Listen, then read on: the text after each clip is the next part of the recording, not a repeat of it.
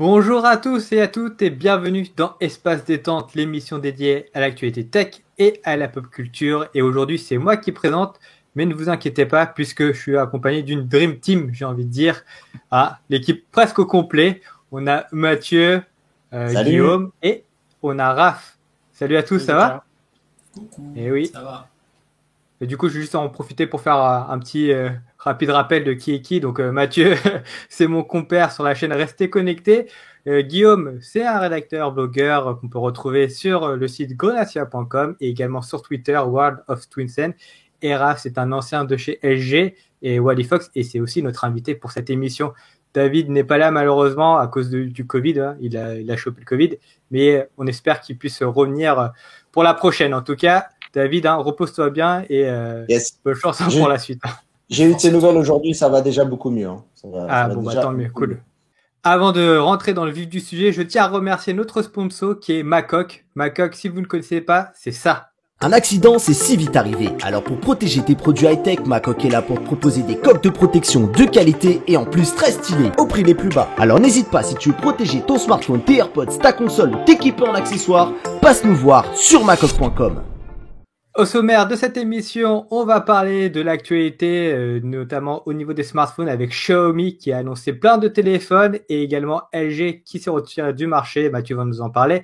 Et enfin, on va terminer l'émission avec Guillaume qui va nous faire une chronique sur Charlie Chaplin. Et promis, ce sera pas une chronique toute mimée.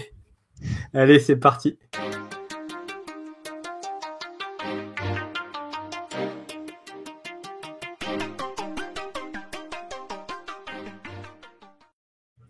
Ah Mathieu, hein, je te plains. Xiaomi, ils continuent à inonder le marché et là ils ont annoncé il y a pas longtemps plein de téléphones et là tu vas devoir nous en parler. Bonne chance Mathieu. Eh ben écoute, tu sais quoi, je vais te décevoir puisque l'idée ce soir n'est pas du tout de parler de tous ces téléphones, mais plutôt de la stratégie qui se cache derrière. Et c'est pour ça d'ailleurs que j'ai pensé à notre ami Raphaël qui est avec nous ce soir. Et en fait, l'idée très clairement, c'est de revenir sur deux choses grâce à Raphaël. C'est qu'on va venir en faire un rapide crochet sur la fin de LG, ne serait-ce que pour faire un petit peu comme ce que tous les médias ont fait, c'est-à-dire voilà un petit bye-bye à LG sur le monde des smartphones. Hein. LG est loin d'être mort. Hein. Il suffit de regarder ce qui se passe sur le marché de la télé pour voir à quel point ils ont quand même pas mal d'autres choses à faire. En tout cas, ils ont d'autres idées aussi pour le futur. Hein. Ils ont pas du tout abandonné la tech. Ils vont se tourner vers un marché un petit peu plus différent. Et on va aussi après profiter de se poser la question. Alors moi, tiens à vous faire participer tous qui ici est avec moi. C'est pas parce que j'ai rien fait, mais presque aussi. Du coup, l'idée, c'est vraiment de voir un petit peu, de passer au crible un petit peu cette stratégie ultra offensive, parce que je vais poser le contexte et vous allez vite comprendre.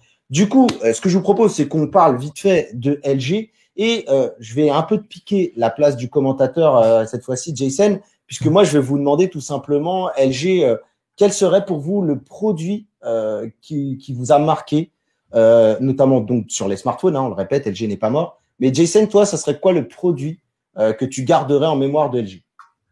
Moi, ça serait le G5 parce que l'annonce du téléphone c'était ouf parce que dans le sens c'était tellement décalé par rapport au produit. Ils ont fait une annonce qui était vraiment à contre-courant et ça m'avait marqué parce que c'était vachement drôle, je l'ai trouvé. Alors, alors justement, essaie de nous Ouais. rappeler un petit peu qu'est-ce qu'il avait comme particularité, sans Bah du coup, forcément. c'était un téléphone qui avait la particularité d'être modulaire. Et en fait, moi, c'est pas vraiment le format du téléphone qui m'a le plus marqué, mais comme je l'ai dit, c'est l'annonce, dans le sens où ils avaient pris l'annonce ou le côté comique de la chose. Ils avaient vraiment fait des bandes annonces à contre-courant, vraiment en autodérision. Et moi, j'avais plutôt bien aimé. C'était le truc qui m'avait surpris durant le MWC. Voilà, ça m'a marqué l'esprit de ce côté-là. Tout à Ce fait. côté, voilà, on arrive à être un peu en autodérision et tout. Moi, j'avais bien aimé. On était vraiment dans la mouvance un petit peu des téléphones modulaires. On se souvient, il y avait le projet ARA qui s'était lancé un petit peu avant. Ouais. Donc avec Google et ses fameux modules qui venaient se clipser à un produit que j'ai vu, moi, le projet ARA, mais qui n'a jamais finalement vu le jour du fait de sa complexité. Je suis désolé, il y a mon Google qui s'est déclenché. Du fait de sa complexité et le fait de pouvoir faire tenir les modules. Mais bon, je l'avais vu, c'était voilà, l'idée était intéressante et du coup, il y avait une mouvance et LG a fait partie des premiers à dégainer avec Motorola.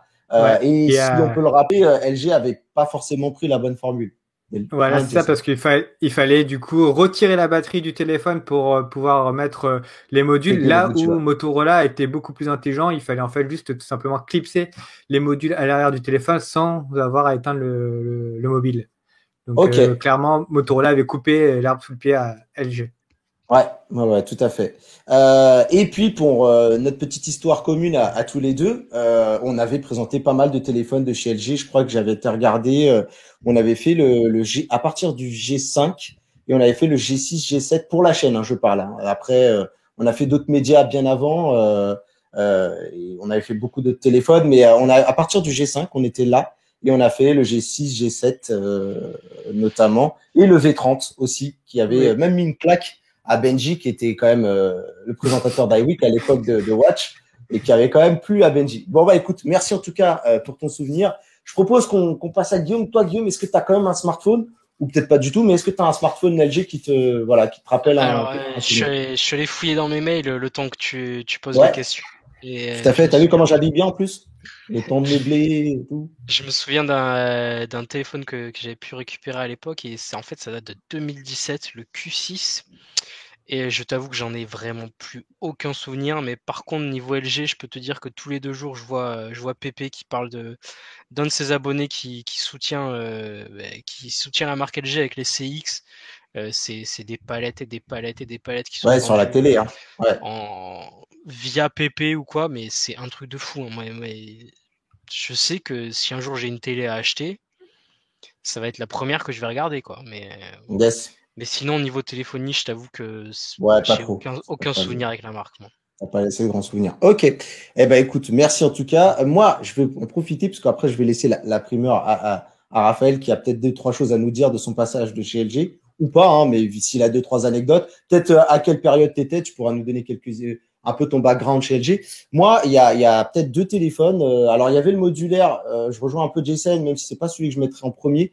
Moi, celui qui a vraiment fait de LG une marque très impressionnante dans le monde du smartphone, c'était le G2, si on se souvient, puisque c'était vraiment le premier téléphone avec ce fameux ratio boîtier assez impressionnant, ce qui aujourd'hui est encore le cas sur tous les téléphones où on essaie de pousser au plus les écrans pour qu'ils épousent quasiment l'entièreté des téléphones.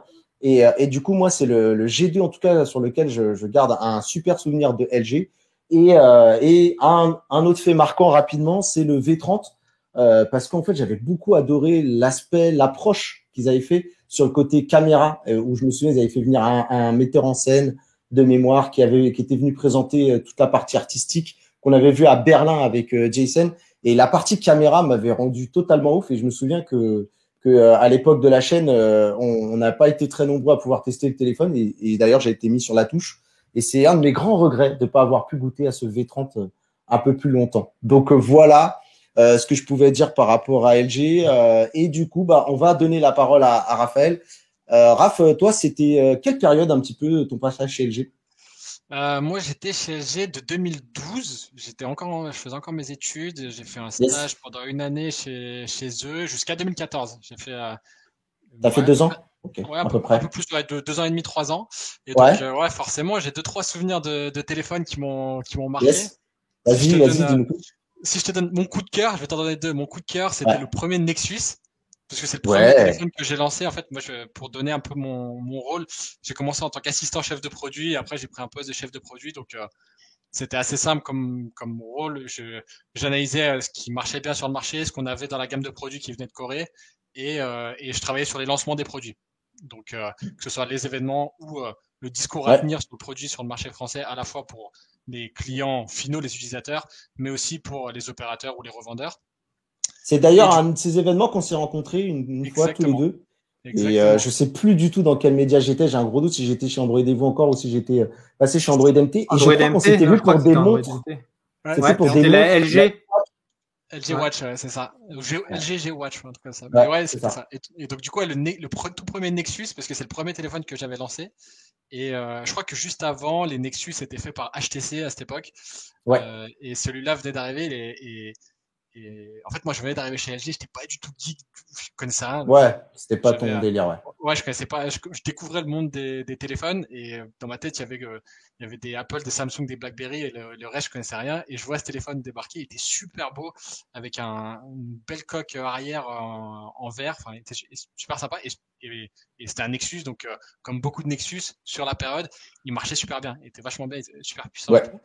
Et donc ça, on va dire, c'est mon coup de cœur. Et ouais, ce que je disais, c'est que donc le Nexus, c'était mon coup de cœur perso. Après, le vrai téléphone qui m'avait marqué, technologiquement parlant, c'était le LG G Flex. C'est un premier téléphone incurvé que LG avait lancé, avec un écran incurvé. Ouais, exactement. Et donc en fait, pour moi, c'est ça. Malgré le fait que LG n'ait pas réussi commercialement sur le marché des smartphones, en tout cas, c'était une marque qui a tenté plein de trucs. Et donc ouais. Je parlais du G2 tout à l'heure avec l'écran qui prenait toute la place, ou les touches qui étaient à l'arrière, les touches de volume qui se trouvaient à l'arrière du téléphone, c'est les premiers à avoir fait ça. Et ils avaient le LG G Flex où ils essayaient de s'inspirer du domaine de la télé dont vous parliez tout à l'heure et de faire ça sur un téléphone pour avoir, j'ai envie de dire, une impression d'expérience immersive. Et ça, c'était assez impressionnant quand c'était sorti parce que ouais, ça existait pas. Bon, ça a pas vraiment duré, mais c'était une prouesse technologique, quoi. Alors, on va glisser doucement, hein, et sûrement, voilà, on le rappelle, ton profil, bah voilà, tu as été chez LG, après chez Wiley Fox pendant un petit moment. Wiley Fox a duré quoi, l'aventure Wiley Fox? Un an et demi, ouais, c'est ça. Ouais, le temps passe vite parce que moi j'ai eu l'impression que ça a duré un bon moment, mais on se voyait très souvent parce que vous avez été vraiment très actifs, en tout cas du côté de la France. Donc je me souviens que j'avais l'impression que ça avait duré plus longtemps. Mais est-ce que tu peux nous dire justement que ce soit peut-être même chez LG ou peut-être chez Wiley Fox, si tes souvenirs d'ailleurs sont un peu plus frais et tu te souviens peut-être un peu plus des backstage, comment ça marche un lancement de téléphone en backstage, c'est-à-dire les infos, est-ce que tu peux nous dire à peu près quand est-ce que vous les avez en avance par rapport à nous, par exemple, les youtubeurs qui sommes à l'affût des fuites ou des choses comme ça, ou de la presse et des choses comme ça? Comment ça se prépare tout ça? En fait, il y avait deux choses différentes, c'était deux process différents entre LG qui fabriquait une grosse partie de ses téléphones et Wiley Fox où en fait on était une marque mais on avait des sous-traitants en Chine qui s'occupaient de la production. Donc du coup ça avait un impact sur le timing. Chez LG c'était pas mal fait. Il y avait des équipes en Corée qui partageaient avec les filiales. Donc moi, j'étais dans la filiale française qui partageait au départ ce qu'ils appellent des mock-ups, donc juste des téléphones non fonctionnels, mais juste pour tester le design, pour nous envoyer. Typiquement, je parlais du téléphone incurvé, où ils avaient fait des téléphones avec des premiers designs un peu arrière en verre, comme le Nexus, etc. Ils partagent juste ça. Et la première étape, c'est le montrer aux différents revendeurs pour voir qu'est-ce qu'ils en pensent. Est-ce que en fait, est-ce que le téléphone, en termes de design déjà, il va pouvoir trouver une place commercialement. Donc, il te donne le design et les principales specs, genre taille d'écran, quel processeur il va y avoir, batterie. Et basiquement, c'est les infos qu'ils te donnent. Ensuite, ils te font une deuxième version qui est un premier téléphone un peu fonctionnel pour le tester et pour faire tous les tests techniques. Là, je suis pas du tout expert sur cette partie-là, mais c'est compliant avec les différents réseaux 3G, 4G à l'époque, maintenant 5G j'imagine. Voilà. Et ensuite, je crois que tu as à peu près 4 versions où toutes les 2 semaines, le siège t'envoie une nouvelle version un peu plus travaillée en termes de design, un peu plus avancée en termes de logiciel, pour arriver à une version finale au bout de, je pense que c'est 4 à 6 semaines, et c'est le temps que prennent les négociations avec les revendeurs. Donc en fait, tu fais un espèce de petit roadshow ça c'est une fois tous les quarters à peu près, donc tous les 3 mois, et tu fais un petit roadshow à l'époque des opérateurs, donc en France Orange, SFR, Bouygues, Free, et les autres revendeurs, les autres retailers qui peuvent commercialiser ton téléphone, et c'est le temps que prennent à peu près les négociations, et ensuite tu as toute la partie mise en marché vraiment marketing, où là moi j'étais dans l'équipe smartphone, et ensuite l'équipe marketing qui va organiser les RP, les events, etc., qui prend le relais. Ça, ça se passait de cette manière chez LG.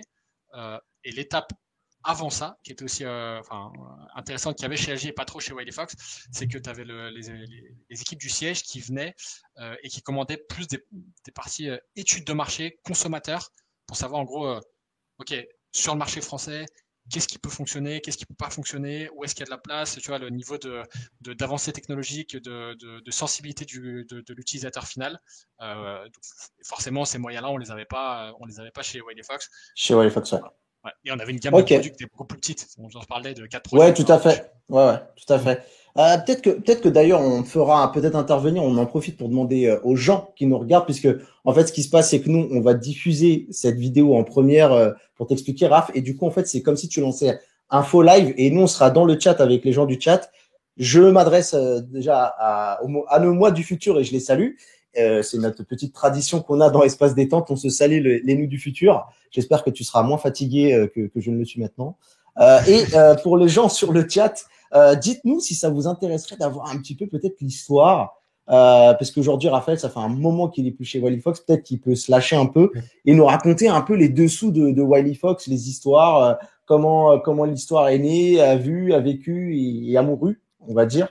Mais moi je kifferais grave, voilà, pourquoi pas. Est-ce que tu serais chaud d'ailleurs? Juste Mathieu, faut profiter de l'occasion pour rappeler ce que c'est Wally Fox, juste brièvement. Oui, alors, bah vas-y, je t'en prie, vas-y, reprends. Bah, vas-y. Bah, c'est une marque de téléphonie mobile qui s'est lancée du coup sur le marché européen. C'était une marque anglaise si je me trompe pas. Et du coup ils ont sorti deux téléphones et malheureusement l'aventure a pris fin. Malgré le petit succès d'estime en France, ça n'a pas trop pris dans le reste du monde malheureusement. Ah, Mathieu qui a le téléphone. Ah bah attends, ouais, tu vois, ça c'est un téléphone que Raph m'a passé à l'époque. Il est là, toujours là. C'est le téléphone qui a servi du test. Du test, bah c'est le Wiley Fox, c'était le 2X de mémoire. Le Swift 2X. Swift 2X, voilà, je sais qu'il me manquait un mot. Et qui marche toujours aussi bien. Regarde, tu vois, de toute beauté, hein. Voilà, et que je garde précieusement. Je me souviens précieusement. surtout de la soirée au pub. Ah bah oui, aussi. La soirée de lancement pour la presse. Bah ça pourra être un peu des backstage qu'on pourra raconter, voilà. Donc je sais pas si mon téléphone, mon appareil photo a réussi à faire le focus. Non, il fait pas le focus sur le téléphone. Oui. Voilà, d'ailleurs, il me semblait qu'il y avait deux marques. Il y avait Wally Fox et une autre marque, non? Au départ, c'était Kazam. Ouais, Kazam. Okay. Au départ, c'était Kazam, et ensuite ils avaient, enfin les mêmes équipes avaient lancé la marque Wiley Fox. Moi, je suis arrivé au lancement de Wiley Fox.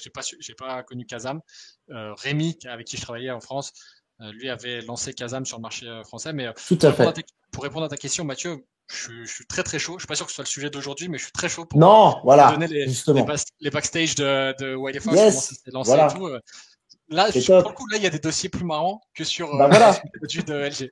Non, mais donc voilà. Non, mais l'idée c'est que voilà, si ça plaît aux gens et qu'ils ont envie, mais en tout cas, j'ai très envie. Donc, je pense que si on arrive à se caler, on le refera parce que voilà, c'était une très très chouette aventure et je pense qu'aujourd'hui, en plus, tu as toute la latitude pour pouvoir peut-être balancer ce que tu as envie de nous raconter. Ouais, voilà, au niveau contractuel, t'es bon, t'es carré.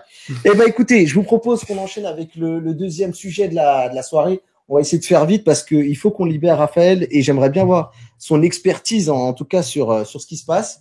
Xiaomi, c'est un petit peu une croissance, j'ai l'impression, insolente. J'ai l'impression que Xiaomi ne s'est jamais aussi bien porté qu'aujourd'hui. Il faut savoir qu'en cette période 2020, là où certaines entreprises, même qui n'ont rien à voir au smartphone, je pourrais vous dire, font des moins 10% de chiffre d'affaires, et ben chez Xiaomi, c'est 20%. D'augmentation sur le marché français et c'est carrément l'annonce de pas moins de 12 téléphones. On a vécu je crois que c'était ce mois-ci, hein, je perds un peu la notion des dates. Oui, au mois de mars, au mois de mars où ils ont annoncé 1 milliard de téléphones. Voilà, et après il y a eu encore voilà, et il y a encore eu après en fait il y a eu une conférence, enfin ils ont fait une Snyder Cut, hein. C'était 2 conférences de 2 heures pour annoncer tout un tas de produits. Donc, moi, ce que j'ai en note pour les annonces, hein, alors je vous cache pas, hein, j'étais voir sur les sites de la presse, hein, notamment chez mes copains de chez Frandroid, et on a le Xiaomi Red Note 10, le Xiaomi Red Note 10S, le Xiaomi Redmi Note 10 5G, le Note 10 Pro, après ils ont chez Poco, alors avec le Poco F3, le Poco X3 Pro qui va pas tarder à un jour arriver sur la chaîne, si je dis pas de bêtises, Jason. Oui, la semaine prochaine. Exactement, le Mi 11 Ultra, le Mi 11 Pro, le Mi 11i, le Mi 11 Lite, le Mi 11 Lite 5G, le Mi Mix Fold. Et si on pensait qu'on avait terminé, non. Est-ce qu'il y a la division Black Shark, leur fameux smartphone gaming, avec le Black Shark 4 et le Black Shark 4 Pro. Alors, tous ces téléphones ne vont pas sortir en France. Je crois qu'il y en a je crois que sur les 12 que j'ai annoncés, si je dis pas de bêtises, il y en a quand même 7 ou 8 quand même qui sortent chez nous.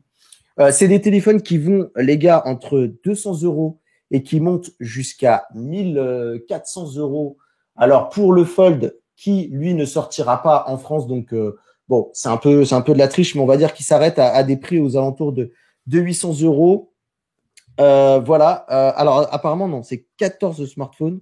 C'est ce que j'ai noté. Donc, du coup, on n'a jamais vu ça, je pense, de toute notre carrière du monde du smartphone. Je pense, Jason, tu es d'accord avec moi?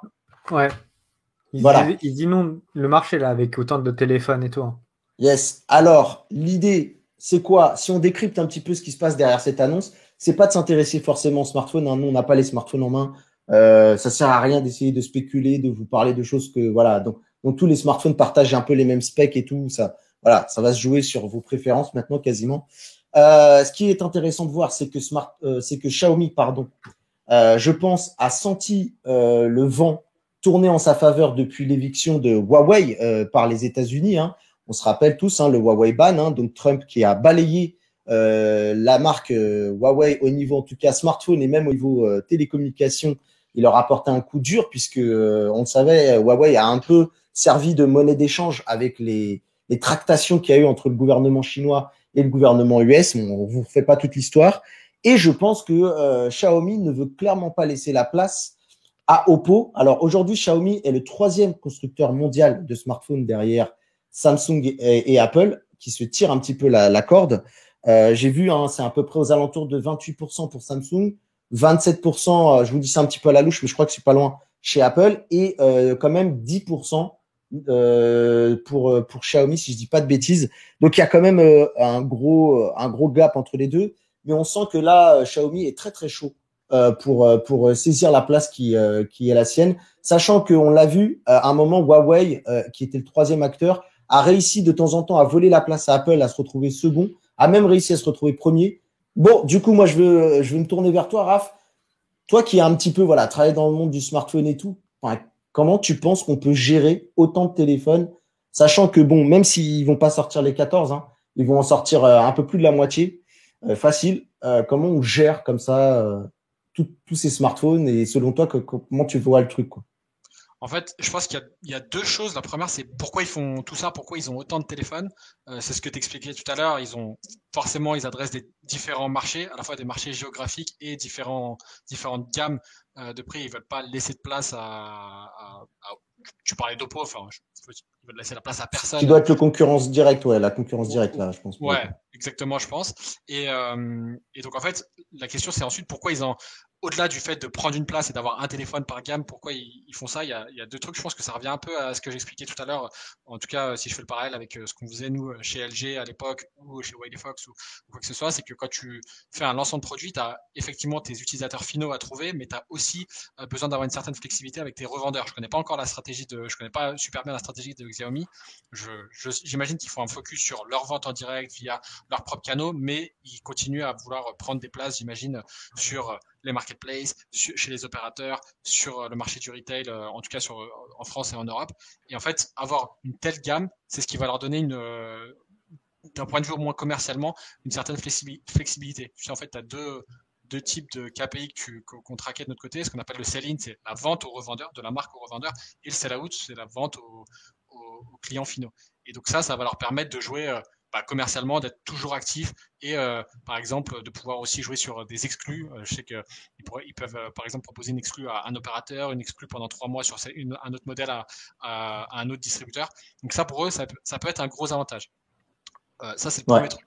Ensuite, si je reviens un peu plus en amont du process sur la production, tu sais, ça me fait penser à quand tu analyses les études de portefeuille de produits, il y a une vieille étude, une vieille matrice BCG, tu sais, qui te dit pour avoir un portefeuille équilibré, tu as tes produits stars, tu as les produits qu'on appelle vache à lait, donc c'est-à-dire ceux qui vont se vendre comme des petits pains. Voilà, exactement, sans beaucoup d'investissement. Tu as les produits dilemme et tu as les produits qui sont un peu les points morts. Cette analyse, ce type d'étude, il est plus valable dans énormément de marchés, mais je pense que la téléphonie, c'est un des rares marchés où ça peut encore s'utiliser d'une certaine manière. Et vu les capacités de production qu'a un Xiaomi, je pense qu'en fait, il y a beaucoup de leur production qui, au final, les aide à supporter un ou deux produits stars. Et ils me font penser, même si on se parle de beaucoup plus de produits, à Huawei il y a quelques années, quand ils ont pris des nouveaux marchés, ils ont lancé beaucoup de produits en faisant une seule pub au final pour le produit star pour se positionner comme une marque haut de gamme. C'est un peu l'histoire de McDo qui a fait pendant 20 ans la pub du Big Mac, mais qui vendait que des cheeseburgers. Et ben, en gros, si je peux rebondir sur ton intervention sur Huawei, je sais pas ce qu'il y en est pour mes confrères Jason et Mathieu, mais moi j'ai eu la chance de faire pas mal de confs, que ce soit à Paris, à Londres, il me semble à Berlin ou Munich, je sais plus. Mais Huawei, quand ils faisaient des conférences en Europe, ils faisaient pas semblant. Moi je sais que Londres, on devait probablement être 3000 dans la place.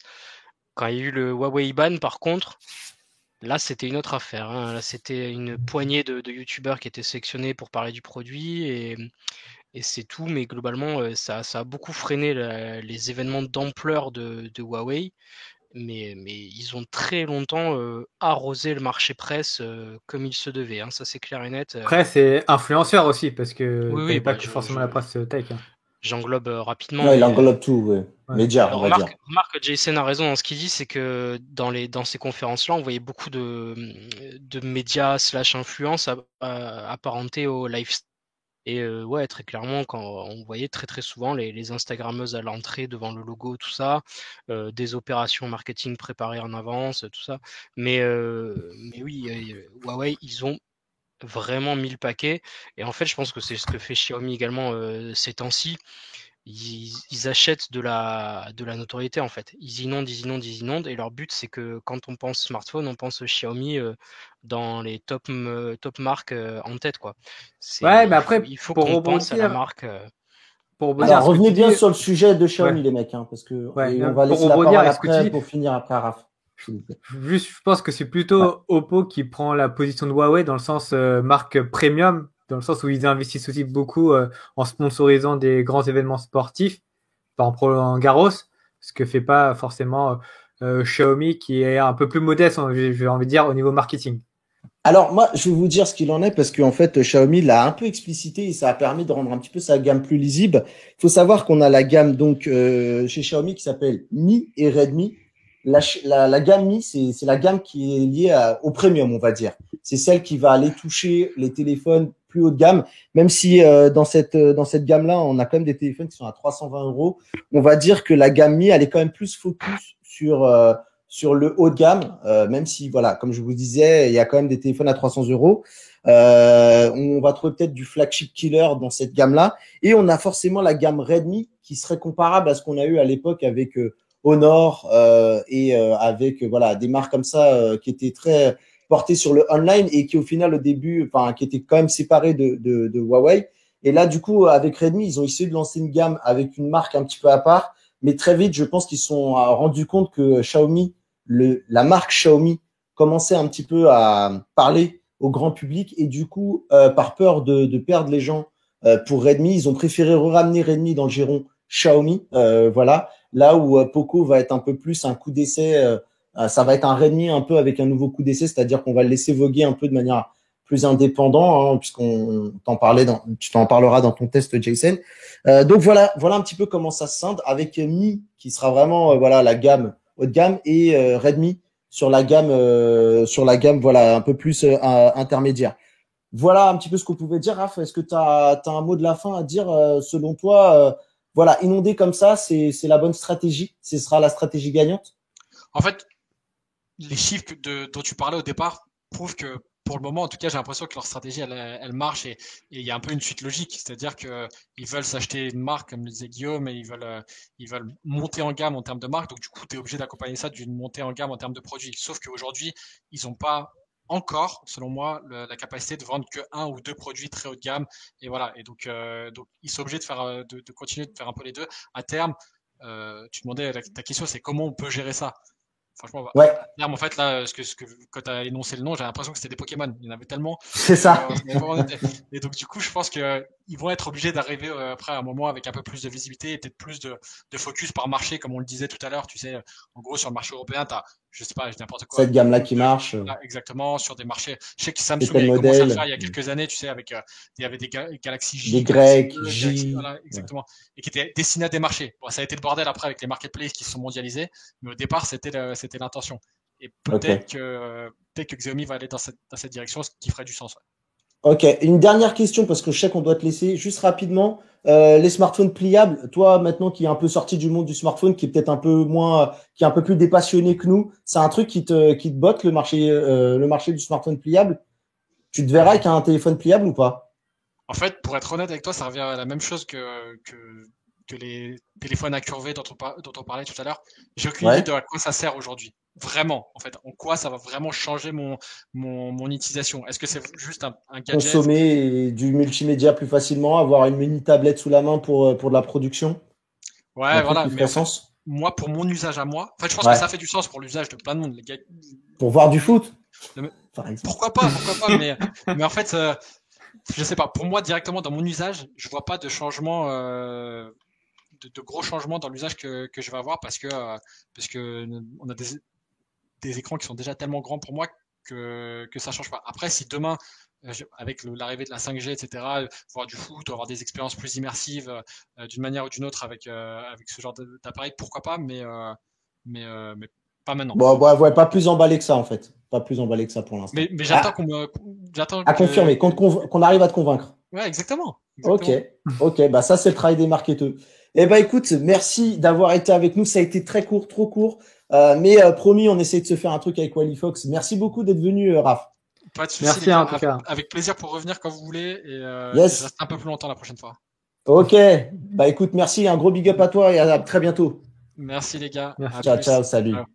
Ouais, du coup, je me permets d'intervenir. Donc, on l'a vu là pendant que Raphaël était en train de parler. Mais n'hésitez pas à jeter un œil à l'article de Frandroid Xiaomi, la machine à saturer, qui est sorti en avril et qui explique, qui rappelle un peu tout ce qu'on vient de dire avec les 1 milliard de téléphones qui ont été annoncés, la stratégie qui est effectivement payante, mais c'est une galère pour tout le monde, quoi. Même Frandroid, qui sont les boss du game en France. C'est pas facile pour eux de gérer autant de sorties de produits, sachant tester surtout. Voilà, il faut les tester derrière. Sachant que derrière, ils doivent tester les produits de toutes les autres marques et donc ça pose problème, quoi. Donc après il faut aussi se dire que si ça marche, c'est aussi parce qu'ils ont les moyens que ça marche. C'est des milliards et des milliards investis pour gagner d'autres milliards et d'autres milliards. Donc c'est pas des échelles négligeables. Alors après, ce qui est rassurant dans ce qu'on entendait, c'est que au fil de ces conférences-là, ils ont annoncé donc qu'ils se lançaient dans le monde de la voiture. Alors loin de moi l'idée de vous emmener sur ce terrain-là, sachant que notre spécialiste David n'est pas là pour en parler. Peut-être qu'on fera une émission là-dessus aussi si ça vous botte, hein, n'hésitez pas. Mais très clairement, il disait que, d'après ce que j'avais cru comprendre, et je vous conseille d'aller écouter le podcast de notre ami Monsieur Greux, qui a fait un petit podcast d'une 20aine de minutes avec donc les représentants de Xiaomi en France. Il disait qu'ils allaient justement arrêter de partir dans tous les sens, en tout cas ne serait-ce que pour les produits, parce qu'on le sait, Xiaomi, ceux qui sont avec nous le savaient, mais ceux qui découvrent peut-être un peu la marque ne le savent pas. Xiaomi aujourd'hui, c'est plus facile de citer les produits qui ne font pas que les produits qui font. Et quand je parle de ça, je suis très sérieux puisque Xiaomi, ça va un petit peu du téléphone jusqu'au stylo. Voilà. Et il m'arrive encore, je sais pas pour vous, mais il m'arrive encore, moi, de découvrir certains produits. Voilà, il suffit d'aller sur Deal Labs ou des choses comme ça pour parfois découvrir des produits qu'ils fabriquent. Et donc, ce qu'il disait, c'est que maintenant, le Graal un petit peu pour eux, c'est de faire la voiture et après d'aller se focus sur l'expérience utilisateur. Voilà, aller d'approfondir, on va dire, ce qu'ils ont déjà créé de leur côté, notamment, je pense, sur la maison connectée. Voilà, d'aller améliorer l'expérience. Et ils disaient que d'ailleurs, ils avaient tellement bien bossé, on va dire, selon eux, ils disaient qu'ils avaient tellement bien bossé sur l'expérience utilisateur que d'ailleurs, par rapport à la voiture, ils estimaient que le plus gros du taf avait été fait. Puisque pour eux, et comme pour beaucoup d'analystes de la tech, la voiture, ça va devenir finalement qu'un smartphone avec des roulettes. Voilà, c'est un peu comme ça que c'est aujourd'hui vu, je pense notamment à la voiture autonome. Et grosso modo, en fait, à l'intérieur, ça sera bardé d'électronique, de capteurs, sachant que Xiaomi a déjà un peu d'expertise dans le capteur, voilà, d'expérience utilisateur avec notamment MIUI, quelque chose comme ça, et que tout ça, ça sera juste de la transposition dans la voiture de demain. Donc voilà, je pense qu'on peut s'arrêter un petit peu rapidement et se poser les gars, juste pour parler du Fold, pour terminer. ce chapitre rapide sur Xiaomi. Je veux dire du Galaxy Fold 2, c'est ça? Ah, bah voilà. Écoute, je te laisse nous donner un petit peu ton impression. Est-ce que tu as aimé ce que tu as vu et voilà. Est-ce que tu considères que ce n'est qu'un clone du Fold 2? En fait, oui, c'est dans le sens où ils ont repris la même formule du Fold 2, sachant que même Huawei a repris la même formule que le Fold 2, donc ça veut dire vraiment que c'est à l'heure actuelle la formule la plus pertinente et intéressante pour les constructeurs en tout cas, en gage de durabilité. Après, voilà, je trouve que, comme disait Raphaël, le format de téléphone pliant est assez particulier. Moi, je trouve pas trop l'intérêt du format du Fold 2. Moi, je préfère plutôt le format enroulable. Et donc, voilà, ils se sont lancés. C'est un peu le téléphone fer de lance pour dire, voilà, on arrive à faire des téléphones très haut de gamme, un peu vitrine technologique, mais il va pas s'en vendre des palettes. Il faut pas se mentir. Hein. C'est un téléphone vraiment de niche. Mais justement, est-ce qu'au final, c'est pas aussi la confirmation que ce form factor du Fold, c'est peut-être un peu le moins risqué? Rappelle-toi, toi, tu avais testé le Huawei, le premier Fold de Huawei, qui était quand même risqué dans le sens où l'écran était quand même très, très exposé. Est-ce qu'au final, on n'est pas là sur une confirmation du… Ouais. Après, tu vois, le marché des téléphones pliants, c'est encore un marché relativement neuf. Tu peux avoir plein de formats qui peuvent exister. Ça a des formats que tu dois inventer. Et après, je pense que Xiaomi, ils ont tenté, voilà, ils ont voulu sonder le marché. Je sais pas si tu te rappelles, ils avaient annoncé à l'époque un concept qui était le Xiaomi Alpha, qui était un téléphone vraiment avec un écran complètement qui faisait le tour du téléphone, qui faisait le tour du téléphone. Voilà, qui n'était pas un téléphone pliant, à écran pliant, mais vraiment un téléphone avec un écran qui faisait le tour du téléphone. Ils ont sondé le marché comme ça, voir est-ce que ça prenait ou pas la sauce. La sauce n'a pas pris, et donc ils ont voulu du coup tenter avec un autre format, avec le format du Fold 2, qui est le format qui marche le mieux, qui est moins à risque entre guillemets, qui a fait ses preuves.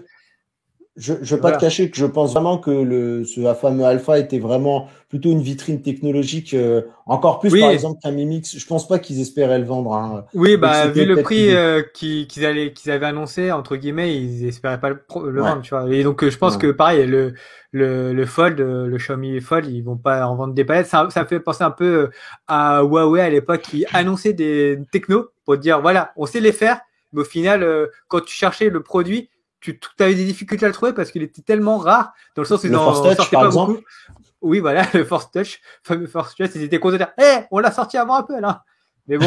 C'est ça. Voilà, sur une gamme d'un téléphone qu'on n'a jamais vu arriver chez nous, exactement. Voilà, c'est ça. Exactement. Donc, alors. Ouais, je pense, tu vois, c'est juste pour dire, voilà, qu'ils arrivent à faire des téléphones pliants et que, voilà, ils sont sur le marché, ils ont la techno et que, voilà, juste pour faire la vidéo. Alors, moi, de ce que j'ai cru comprendre, et je vais ensuite en profiter pour donner la main à Guillaume, c'est que du coup, pour l'instant, ce téléphone, il est vendu qu'en Chine. Sur son prix maximum, il est aux alentours des 1400 €. Il serait d'ailleurs hors taxe. Il irait vraiment titiller les prix d'un Galaxy Fold. Et toujours sur le podcast de Monsieur Greux, ce que j'ai cru comprendre, c'est que quand même, s'il devait arriver un jour en France et tout, il s'arrangerait pour qu'il soit aux alentours des 20 ou 30% moins cher qu'un Fold. J'attends de voir ça parce que pour le coup, moi, je suis plutôt team séduit par le Fold et très clairement aujourd'hui, comme je le disais sur mon test du Pixel 5, ce qui me ferait quitter mon Pixel 5, c'est sans doute en tout cas un Fold ou un enroulable, voilà, un truc qui me permettrait d'avoir un écran plus grand pour en profiter, voilà, pour profiter de cette expérience d'écran beaucoup plus grand. Mais moi, j'aimerais vraiment avoir un truc qui s'approche vraiment de la tablette. Guillaume, ton avis, toi, sur le Fold, si t'en as un, si t'en as pas, on passe à autre chose. J'ai potentiellement un avis, mais j'ai pas de Fold. Hein, Bah non plus, moi non plus. Nous non plus. Hein. Tu sais, des fois, on s'amuse à coller comme ça. Regarde, je prends deux téléphones, je les colle et je m'amuse, tu vois, je ferme. J'avais du mal à saisir ta question l'espace de quelques secondes avec ta formulation. Mais regarde. Moi, les Fold, si j'en crois la plupart de mes confrères, c'est vraiment un de leurs smartphones les plus coup de cœur.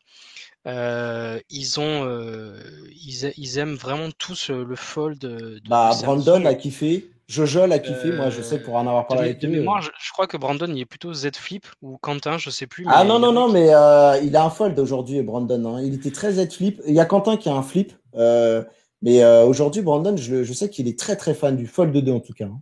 Mais ouais, moi, si j'ai l'occasion un jour d'en récupérer un, avec plaisir, Bah oui. mais je sais pas, après, c'est des tarifs qui sont stratosphériques pour moi. Donc, Tout c'est à fait. des tarifs d'un ordinateur franchement correct. Donc, c'est des On tarifs regarde, mais complètement. on n'achète pas. Ouais, voilà. Mais C'est ça. c'est trop démesuré pour moi, ce genre de tarifs. Yes. Mais, Ok. mais après, oui, ça fait ses preuves, donc tant mieux. Mais Bon. c'est une aventure qui se fera avec moi plus tard, sauf si Xiaomi vous les régaler, hein, vous savez où me trouver. Moi, C'est j'ai bien, envie de dire, tu perds il pas y le avait, nord.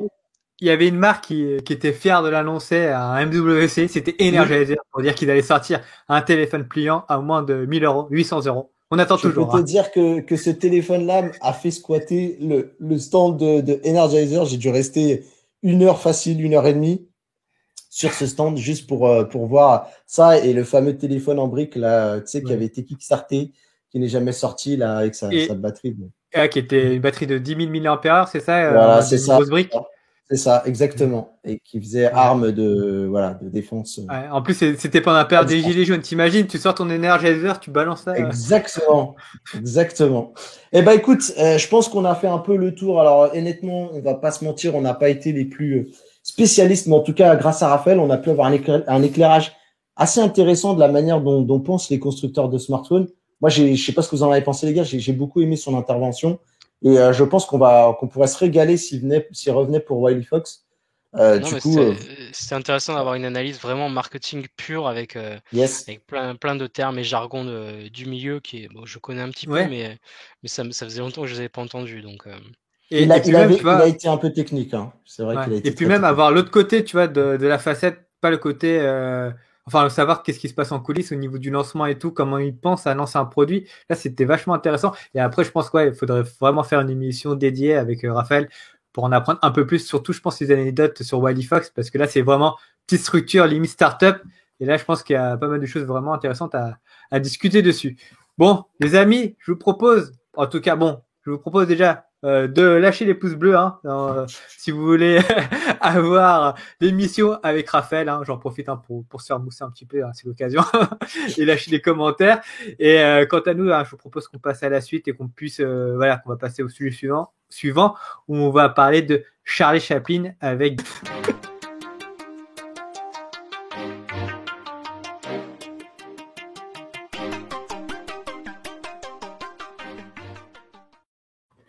Bon, j'ai pas le bon chapeau, ni la bonne moustache, mais bon, tu as vu, pour le style, j'ai voulu faire un petit effort vestimentaire.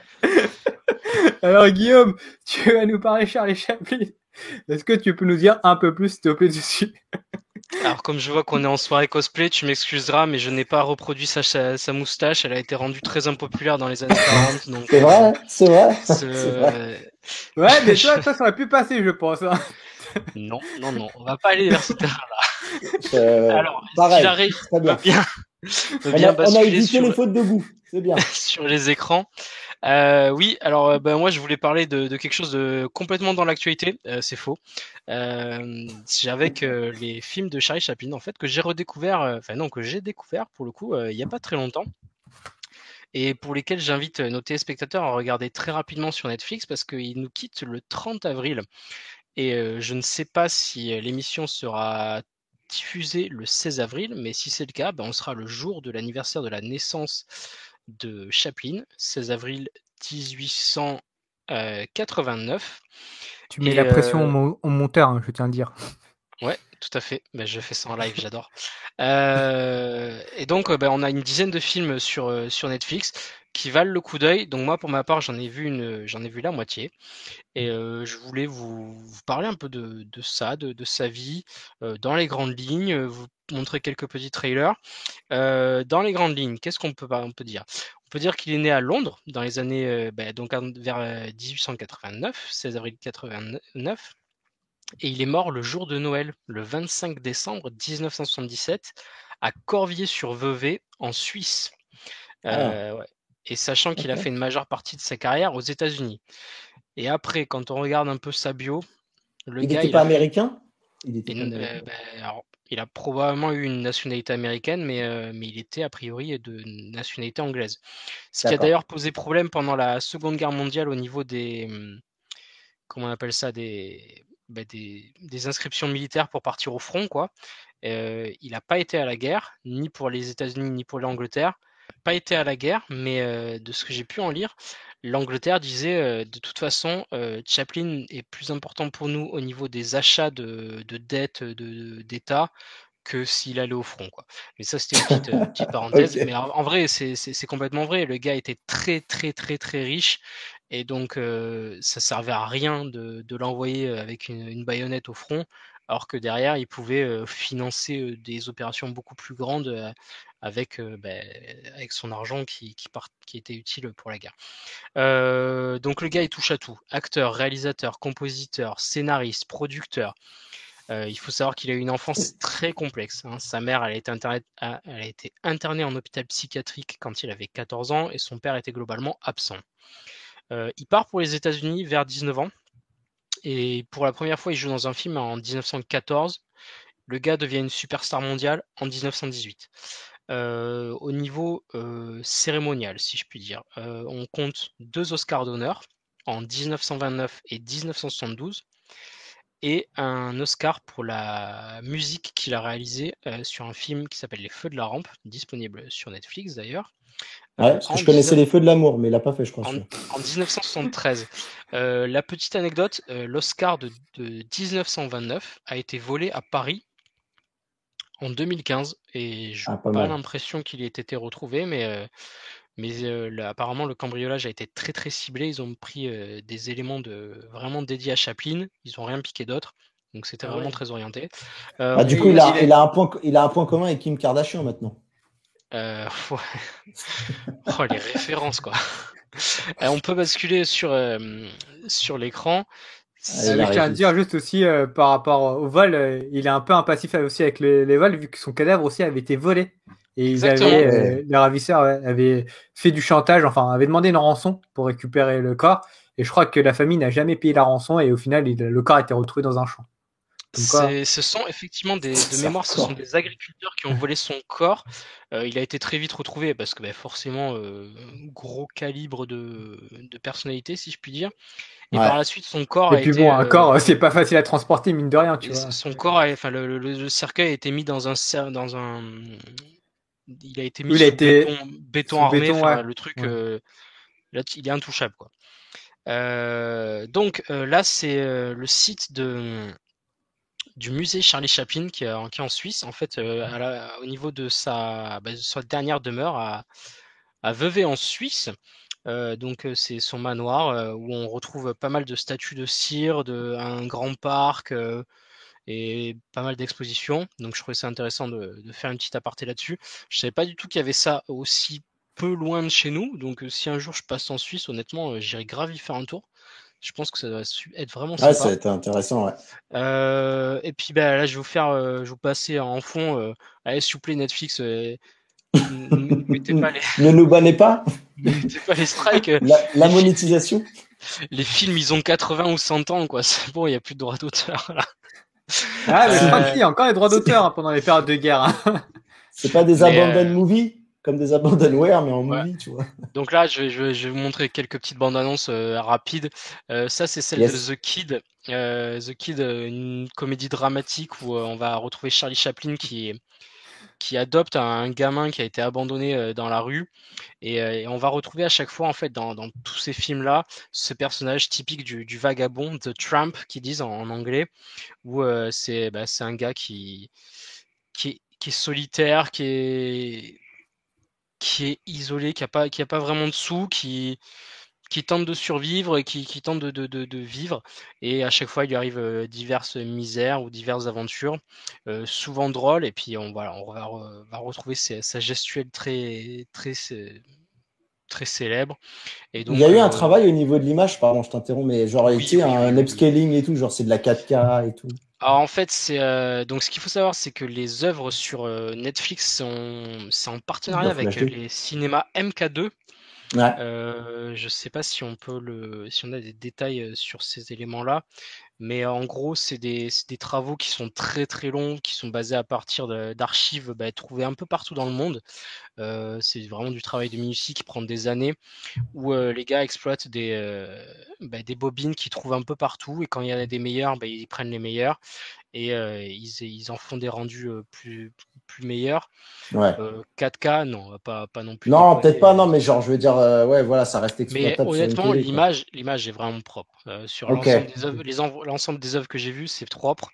Et je te dis, les œuvres, certaines, elles ont 95 ans, quoi. Donc, c'est un truc de fou. Et est-ce qu'ils ont fait un travail sur le son? Bon, j'imagine pas sur les paroles, mais du coup, la musique Ah, et sur la tout. musique? Ouais. Ouais, voilà. Alors, je pense qu'il y a eu des réenregistrements. Ça, je t'avoue, j'ai un doute au niveau des sons, mais c'est très très bon aussi, hein. Globalement, ça va. Oui, puis j'imagine si c'est Donc, sur ouais. Netflix, il y a quand même, voilà, t'as quand même, c'est quand même adapté pour les télés d'aujourd'hui. Oui, bon, on n'aura pas du Mais- Dolby Atmos, mais en tout cas, voilà, il y aura un son de qualité. Merde alors! Voilà. Donc là, on est sur City of Light, donc les lumières de la ville. Donc là, c'est un drame dans lequel notre ami tombe amoureux d'une jeune femme qui est à la fois pauvre, aveugle et vendeuse de fleurs dans la rue pour récolter quelques deniers. La totale. Et en fait, il va tenter de récolter des fonds pour la sortir de cette situation. Et au travers de son aventure, il va rencontrer un homme qui est très riche, mais qui veut se donner la mort. Et du coup, avec beaucoup d'alcool, ils vont devenir les meilleurs amis du monde. Et il va alterner ainsi phase de richesse, phase de pauvreté. C'est très très beau, très émouvant. C'est euh, c'est toujours son personnage de vagabond, et cette jeune femme vraiment très très bien jouée. Donc c'est une belle pépite à voir. L'ensemble des œuvres dont je vous parle, globalement, sont très très courtes, hein. On est sur du maxi 1h30, souvent 1h, 1h10. Donc ça se regarde sans souci. Un petit coup tous les soirs, ça passe tout seul. Là, on a la ruée vers l'or, The Gold Rush. Là, c'est une critique de la prospection de l'or dans le Klondike, hein. Euh, Quoique j'ai un doute si le Klondike existe vraiment ou si c'est dans Picsou, mais la ruée vers l'or, en tout cas, Ouais. là, pareil, comme d'hab, il va encore tomber amoureux, il va encore lui arriver 1000 galères, mais c'est toujours très drôle, très, très bien mis en scène, à la fois une nouvelle comédie dramatique, comme il sait si bien le faire. Voilà, des gags, des effets de mise en scène toujours assez avancés aussi. Donc, n'hésitez pas à jeter un petit coup d'œil. The Circus, le cirque. Donc là, il va se retrouver employé de cirque un peu par mégarde, hein. De toute façon, il n'y a jamais rien qui est prévu avec le personnage de vagabond. En France, on dit le personnage de Charlot. Il y en a même qui ont fini président des Trump. Alors, c'est TRAMP. Ah, pardon. Voilà, tu vois, il apparaît à l'écran.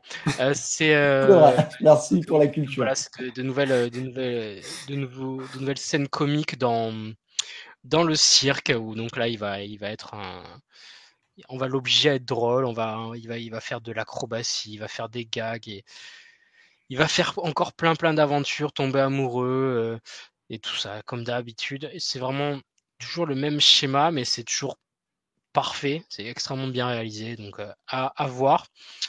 Et enfin, donc là, il reste 2 titres. Le premier, je pense que ça va vous parler, c'est Les temps modernes. C'est la critique de l'industrialisation.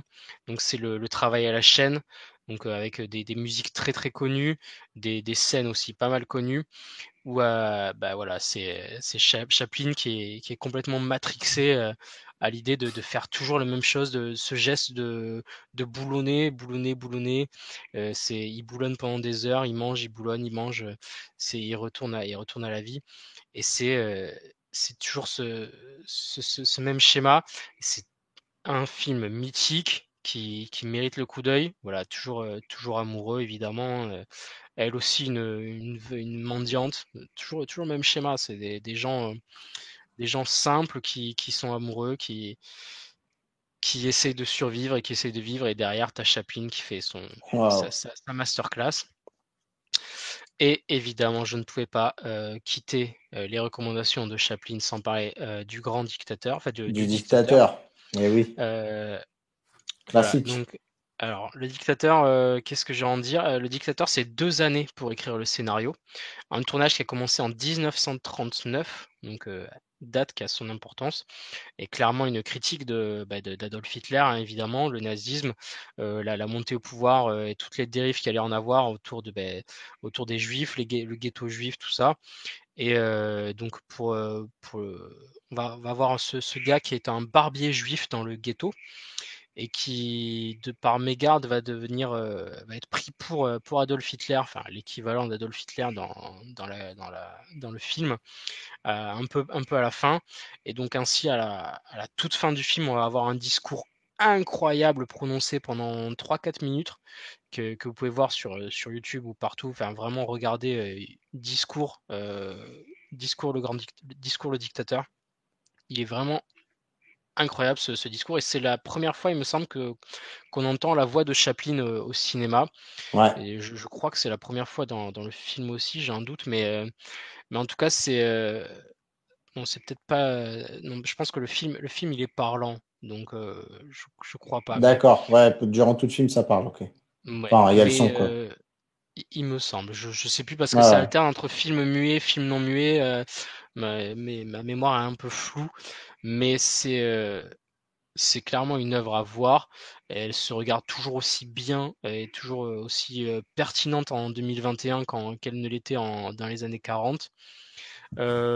C'est un peu ça aussi l'ingrédient des grandes œuvres, hein. C'est toujours d'actualité, quoi. C'est ça, c'est donc ça qui est fou avec cette collection de Charlie Chaplin, c'est que elle a beau avoir presque 100 ans pour certaines œuvres, elle se regarde sans souci, elle s'apprécie toujours autant. Donc pour finir à peu près dans la dernière histoire de la vie de Chaplin, il fuit les États-Unis en 1952 parce qu'il est à 2 doigts d'être en galère pour des soupçons de communisme. C'est un peu mal vu là-bas d'être communiste à l'époque. Et donc c'est à ce moment-là qu'il se barre en Suisse et qui finira sa vie et qui fera entre autres, par exemple, le film Un roi à New York qu'on retrouve aussi sur la collection Netflix. Donc voilà, c'était ma petite apartie sur mon actualité récente de visionnage. Donc ce qui est très drôle, c'est que dans les derniers trucs que j'ai regardés sur les plateformes de visionnage, c'est que j'ai eu les Chaplin qui ont des dizaines et des dizaines d'années. Et là, je suis en train de me visionner l'ensemble du MCU, le Marvel Cinematic Universe. Donc, c'est pas le même théâtre burlesque, quoi. C'est différent. Mais les deux sont exceptionnels, hein. Franchement, là, je viens de finir Doctor Strange ce matin, je crois. Non, Les Gardiens de la Galaxie volume 2. Et c'est incroyable, quoi. Donc j'approche petit à petit de la fin. Donc en vrai, moi j'avais vu Marvel Endgame à sa sortie, mais j'avais pas la moitié des références. Et là, je me rends compte que maintenant que je regarde l'ensemble du MCU, c'est beaucoup mieux. Et en mieux. parallèle, tu étais aussi en train de regarder du côté de chez DC, un peu, ouais, tout à fait. Ouais, j'ai fait pas mal d'œuvres de chez DC. J'ai fait la trilogie du Dark Knight. Je sais plus ce que je t'ai dit. Après, j'ai fait les Tortues Ninja, mais je crois que ça c'est pas d'ici, mais c'était très cool avec Megan Fox. C'était très sympa. Là, je vais me refaire prochainement, je pense, l'ensemble des Transformers aussi. T'as fait BVS aussi, Batman vs Superman? Ouais, tout à fait. Batman vs Superman, Man of Steel. Je crois qu'il y a un. Il manque la Justice League. Ouais, c'est ce programme. Alors maintenant que j'ai reçu le Projo, le même projet que David nous avait présenté, je vais en profiter pour visionner ça là-dessus. Mais ouais, carrément, c'est au programme. Je vais la découvrir parce que moi, j'ai pas vu la version originale. Donc, parfait. Tu sautes directement au meilleur. Ouais, tu verras vraiment la meilleure version directement. Bon, voilà, après 4 heures, hein, donc prépare-toi. Ouais, je le ferai sûrement en deux temps. Hein, en vrai, les 4 heures, tu les vois pas passer en vrai. Hein. Ouais, en vrai, j'ai fait les 4 heures 2 fois de suite. Ouais. Bah, moi, j'avais fait 2 premières heures et en fait, du coup, je regardais avec David et Mathieu via notre casque, via l'Oculus. Et Via au la bout d'un VR. moment, ouais, voilà. Au bout d'un moment, il y a David qui part et après, moi, je dis à Mathieu, je dis, déjà 2 heures, on était même surpris, tu vois, on n'a pas vu les 2 heures passer. C'est Donc, vrai. ouais. J'ai tout dévoré. Sachant que j'avais déjà vu, moi, Justice League, la version de Joss Whedon, donc voilà, il n'y avait pas l'effet surprise. Ouais, Même si... alors que toi, ouais, effectivement, toi qui n'as pas vu d'ailleurs la version de Whedon, bah, du coup, voilà, tu vas tout découvrir de A à Z. Donc, ça va peut-être passer plus vite que tu ne le crois. Hein. Ouais, bah Après, une si, autre. j'ai fait Wonder Woman aussi, là, Ouais, il faudrait que je fasse Aquaman.